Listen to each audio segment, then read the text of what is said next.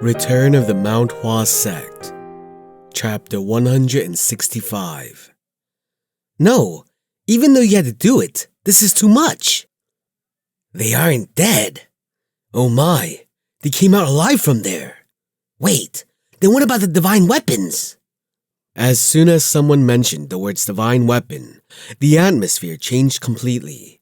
At first, they were obviously amazed that so many people had survived that collapse.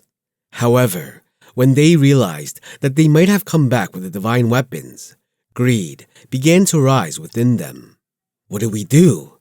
What do you mean? We have to take it somehow. Didn't everyone stay here for that in the first place? But there are people from Wudang and the Beggars Union. They aren't easy opponents. Look at them. Do you think they are in any condition to fight now?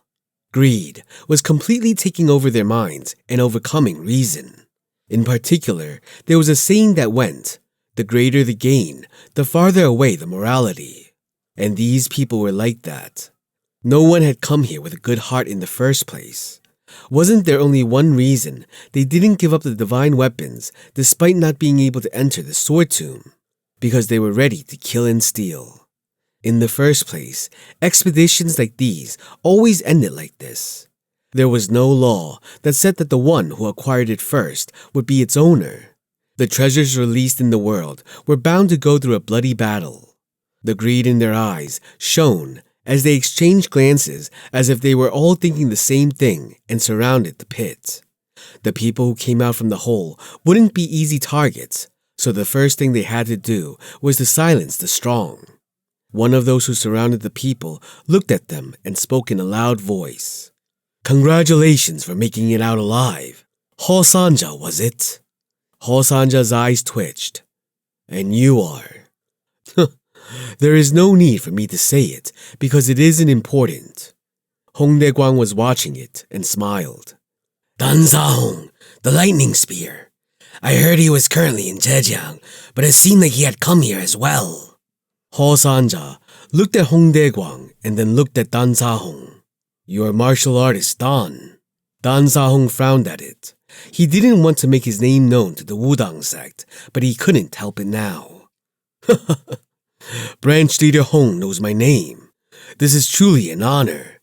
Can I ask you one thing? Sure. Where are the divine weapons?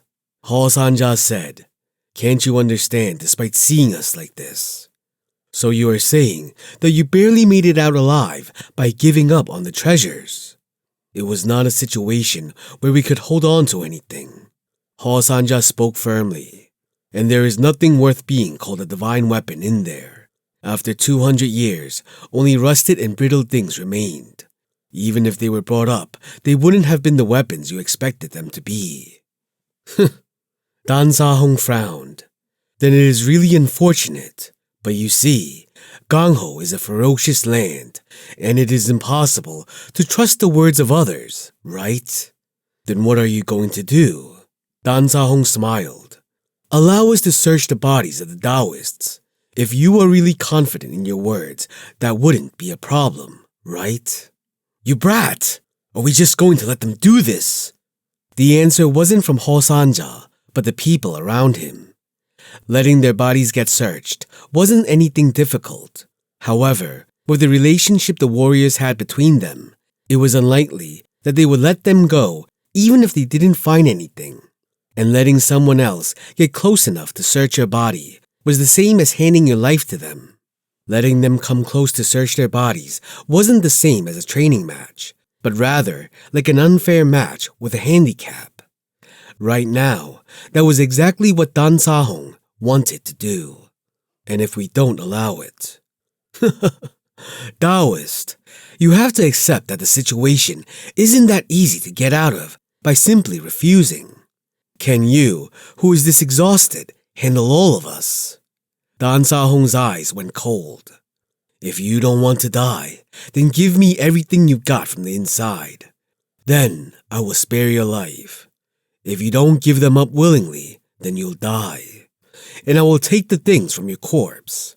Does this bastard want to die? Think, and... Huh? Danzahong's eyes widened as he heard that. A young man who was sitting on the floor until then jumped up and started to run towards them. What is this? Dan Sa-hong was unable to understand it and tilted his head in confusion. Why on earth would a young man recklessly run into a place full of warriors? And there was something even weirder. And not a single person who had come up with him from the tomb was trying to stop him. Even Heo Sanja was looking in the opposite direction from that man with a sad face. What is he up to? It was when Dan Sa-hong was getting a little worried. The person running to them jumped up and landed right in front of Dan Sa-hong. Huh? Surprised, he took a step back. The face of the man in front of him wasn't relaxed yet and had unknown emotions, and his body was still covered in dust. However, the weird warmth that was oozing from the body seemed to be neutralizing the effect that his face had. The face that was filled with grumpiness, frustration, and irritation. Whew. What? If we don't want to die, then what? What should we do? Disciple. It isn't a situation that a mere disciple should intervene. In an instant, Dan Sa-hong lost consciousness, and his world turned black. And when his consciousness returned, he saw the blue sky. Sky? Why am I looking at the sky? In that moment, he began to feel tremendous pain in an area which a man should never feel pain. It was a pain that brought tears to his eyes. Dan Sa-hong fell down and shuddered. And then he realized that little one, no, that madman kicked him in the groin and blew him into the sky. Thud. The body which was rising to the sky fell straight down. The only difference was that the man who was standing tall before was now lying on the ground in pain. Ah, right. You want the divine weapon, right? No, such things don't matter now. Take me to a medical practitioner. I think my balls have exploded. Thud. Chongmyung pulled the man up by the collar. If you want the divine weapons, then you should have them. They're down there, so you can go look for them. Huh? Without another word, he threw the man into the hole. Dan Sa-hong's body flew through the air and landed right into the hole from where Chongmyung and the others had come out. There was a desperate scream, but it soon turned inaudible. Gulp. Everyone who saw it gulped, and Chongmyung looked at them and asked, "Who else here wants the divine weapons?" At the same time, shung, shung, the people present there all drew their weapons at once. But some people had been completely suppressed when they saw what had transpired, and consequently didn't dare face Chongmyung and retreated. And Heo Sanja said, "I swear in the name of Wudang, we didn't come out with anything. And down there, the divine weapons you thought were present there didn't exist. There were some that looked like them, but I don't think they would have survived the collapse. They are probably broken as well. I am sure there are still some people who want to get the weapons and might dig for them here. It may take years, but I am sure you will find something." Everyone held their breath at the cold voice. This wasn't something which could be taken lightly, since an elder of the Wudang sect was swearing on his name. Can we believe that? Are you saying that you won't believe the words of Wudang? Everyone went silent. If it had been a while ago, they wouldn't have considered the words at all. As you can see by looking at us right now, there is no place for us to hide such things. Or would you like us to take off our robes? Those who had regained their reasoning eventually agreed. Divine weapons. Regardless of whether they were swords or spears, they could be anything that had the form of a weapon. But no matter how much they looked, they couldn't see any weapons. The Wudang sect, who would have been the first to get their hands on it, were now holding their own swords. Furthermore, who else wants to check? Huh? I'm a busy person, so come out quickly. That guy was scary. They had seen with their own eyes how he had thrown a man down the hole, so how could they go against him? Let's go back. I'm exhausted. Knowing that the situation was not optimal, They thought it would be beneficial to get out of the place rather than make that man throw them inside. It wasn't known if they could do something against all of the people who had come back from the sword tomb, but the chances were that they couldn't, so avoiding any kind of confrontation was better. The crowd began to slowly move back, and Chongmyung, who watched it, slightly gnawed his teeth. In the end, this is how Gangho is. He had deeply realized for quite a while that he couldn't expect anything else. Besides, if the men had any conscience, then Mount Hua wouldn't have turned out like this. Chongmyung spat on the floor and jumped back down. Tak. Standing among the Sahyongs of Mount Hua, he looked at Hua Sanja. Though they had gone through many things, there was no resentment in either of their eyes. Chongmyung didn't need to hold a grudge against the Wudang sect, and Hua Sanja had his life saved because of Chongmyung, so there was no reason for him to hold a grudge either. Young disciple. Yes? Thank you. Hua Sanja said. Thanks to you, I survived. Right. You did good too. Chongmyung glanced down and took a deep breath. They worked the hardest and didn't get anything. Hua Sanja looked up with a bitter face as if he had the same thoughts. We will head back to Wudang. In the end, all of this happened because of our greed. We couldn't understand what we had and went after something else because of our greed. So maybe this was to be expected. They were noble words. Have you considered the offer, young disciple? It will not happen. I'm a disciple of Mount Hua. And that will never change.